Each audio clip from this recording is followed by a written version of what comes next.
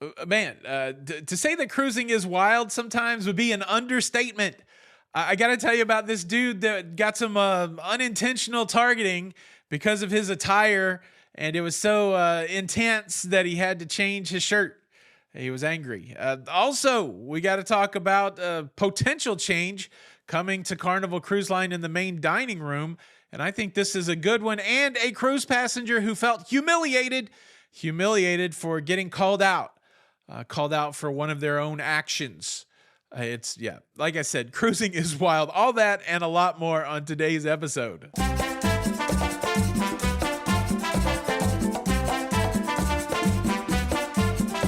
Hey, what's up, everybody? Welcome to La Lido Loco. Welcome to the cruise show. I am your host, Tony, here to talk you through everything going on in cruising. Everything going on in cruising, it's for your face. It's for your face for Thursday, June the 12th, 2025. And a quick correction to yesterday's show. We were talking about the latest UFC event on a Carnival cruise ship. I don't think that's what they should do. They should have a UFC event on Carnival cruises. Talking about the latest brouhaha at the pizzeria on a Carnival cruise ship. And I think I said the Carnival Sunshine, but it actually happened on the Carnival Sunrise. Thank you, Carnival, for having two cruise ships named so closely. If we could get a Carnival Sunset, we could fully reenact Fiddler on the Roof. Sunrise. I think that was originally composed by the master composer, Ludacris. Shout out Ludacris. But yes, there's the update. And thanks, everybody, for helping me out in the comments. I struggle with those two ships. I'll be honest. It was the Sunrise where there was a fracas. But now let's talk about another interesting situation that played out on a cruise ship, a Carnival cruise. Let me just show you this TikTok video from the guy that goes by the name Ricky Bobby, but not like Days of, Talladega Nights Ricky Bobby. I almost said Days of Thunder. They might make another Days of Thunder. Talladega Nights Ricky Bobby. It's not that guy. It's not Will Ferrell. It's another guy, Ricky Bobby. And he was on a cruise with his lady, and they made this TikTok video. Now, I don't know if this is a bit, or I don't know if this is, something that happened to them. Either way, it's dang entertaining, and it's garnered 18 million views. So it's not only dang entertaining to me, but also many others.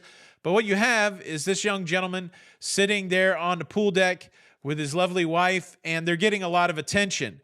And people are coming by, and they're looking at him hard. They're giving a hard stare, and they're talking, and they can hear people talking. And then maybe even somebody gets a little flirty with them. And then we get the big reveal that the gentleman is wearing a pineapple shirt, a shirt with pineapples on it. And he did not know, apparently, that in some circles, the pineapple, particularly the upside down pineapple, not really the right side up pineapple, but it's become synonymous with cruising these days, that anytime you see a pineapple, it means that they're swingers. And you can look that up for yourself if you don't know what that means. But and so people that are into that, they're looking for other people that are into that. And sometimes the upside down pineapple is the big flag of welcome.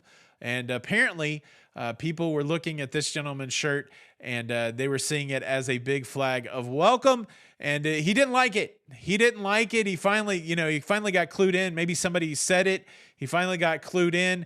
And the big finale of the video is that he's angry and his lady friend is laughing. So I don't know. Again, could just be a bit, or he really could be upset. But I guess it is a cautionary tale.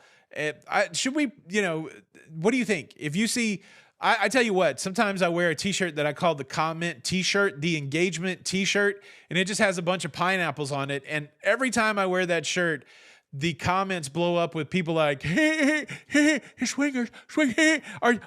So, I mean, I think that's why I wear the shirt, just so that I can get that level of engagement. But is that where we're at now? Have pineapples now been lost to the nether world of swinging? Dude got so annoyed that he eventually had to change shirts.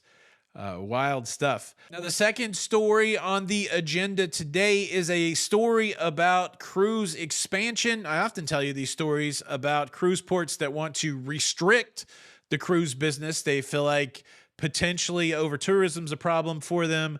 They feel like cruisers don't spend enough money in their locale. And I say sometimes in those stories, I don't think I've ever said it like this, but when one door closes, another door opens. And we certainly have another story here of a door opening. We have a cruise port. I wouldn't call it a minor cruise port, but we have a cruise port that already does cruise passengers, investing in their cruise port facilities to hopefully bring some more cruise passengers. We're talking about Cartagena in Spain. We've already seen Barcelona say restriction. We've heard about Mallorca, the island of Mallorca, restriction. Well, here we have Cartagena, Spain, saying expansion. Right now, Cartagena does a little under 200 cruise port visits a year with close to 220,000 passengers. They're hoping that the new expansion and the new remodeling that they're doing on their cruise facilities can kick that to over 200 cruise port visits in the years to come. The expansion includes a new cruise terminal, and the leadership there is saying pretty plainly, we want to be able to give cruisers all the facilities that they need to make our place more attractive. To me, it sounds like, you know, they're reading the writing on the wall saying, okay, up here in Barcelona, you don't want it. Over here in Mallorca, you don't want it, whichever direction that is. Here in Cartagena, we'll take it. We will take it. Speaking of Spain, the Carnival Valor just got out of a refurbishment dry dock in Cadiz, Spain, and it's now beginning its journey over to New Orleans, Nolans, the city of New Orleans. Shout out Ludacris by way of Arlo Guthrie and Willie Nelson.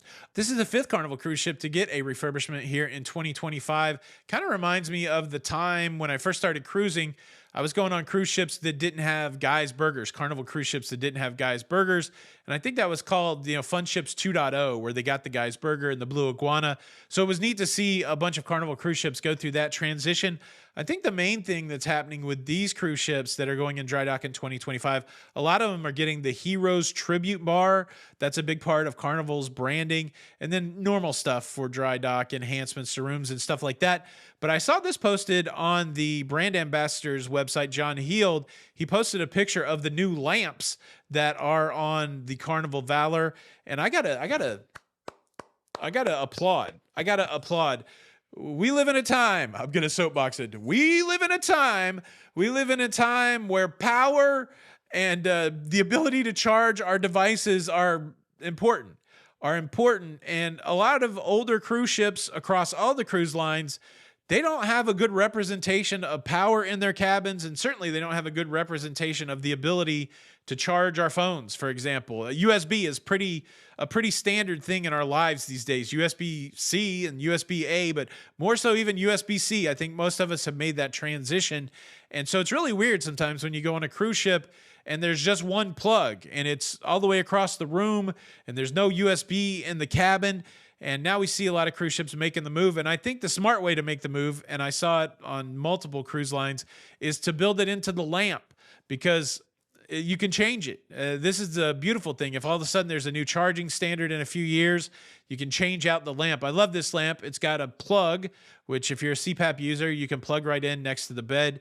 It's got a USB-A. So if you have some sort of old school device that still uses the bigger USB connection, you can use that. And it's got a USB-C connection. So you can get a lot done with that lamp. And that may be the thing I'm most excited about, the Carnival Valor's dry dock. There was a poll over there. Should we put these kind of lamps on all of the cruise ships?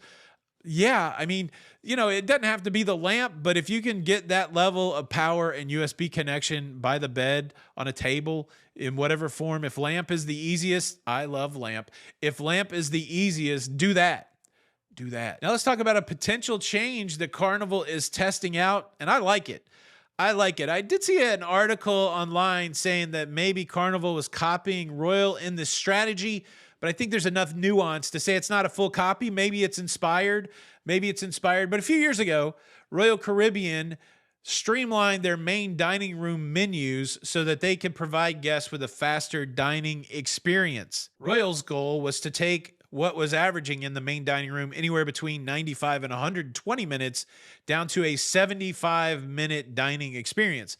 But even at 75 minutes, that is still an hour and 15 minutes. I love going to the main dining room, but sometimes I really get bummed out about how long it takes, especially if there's multiple shows I want to go to. Shows. Where's that from? Multiple shows. I almost sounded like my West Virginia grandmother at that point. in case there's multiple shows that I want to go to, I want a quick dining experience. And of course, there's always the buffet that you can go to that you can go eat very quickly. But wouldn't it be nice? Wouldn't it be nice? Shout out Brian Wilson. That dude passed away, and he really influenced a lot of our modern music. Wouldn't it be nice if you could have a quick main dining room experience? Well, that's what Carnival is testing out on the Carnival Vista. They've scaled down their menu to 4 appetizers, 4 entrees, and 2 desserts. And their goal is to get you through a main dining room service in 45 minutes. And that's exciting. Now, right now, it's only available for people that have anytime dining. So if you have one of the standard seating times, where you go at I don't know what time it is, 5:30 and 8:30, 9:30, whatever it is. If you're on that plan, you're not going to have the 45-minute experience. You'll still have the 90-minute experience. I think that's the average for the Carnival MDR, 90 minutes. I don't know if this means that the menu is going to stay the same every time. So that's an interesting scenario. One of the beauties of the main dining room is variety. But are we asking for too much? We want variety, but we want quick. So it might be the same menu the whole time. For all of you heathens out there that love the Carnival chocolate melting cake, that undercooked piece of junk, I'm sorry. I know people love it. I take it back. Don't hate me. That's on the menu. It's either that or cheesecake. I guess I'm having the cheesecake because the melting cake. Come on, man. Come on. There's 3 things I don't like on Carnival that other people love. If you've never seen that video, make sure you check it out. But I just told you one of them. What do you think? Do you think it's good to have a quicker main dining room experience? Or are you out there saying, well, just go to the buffet if you want a quick meal?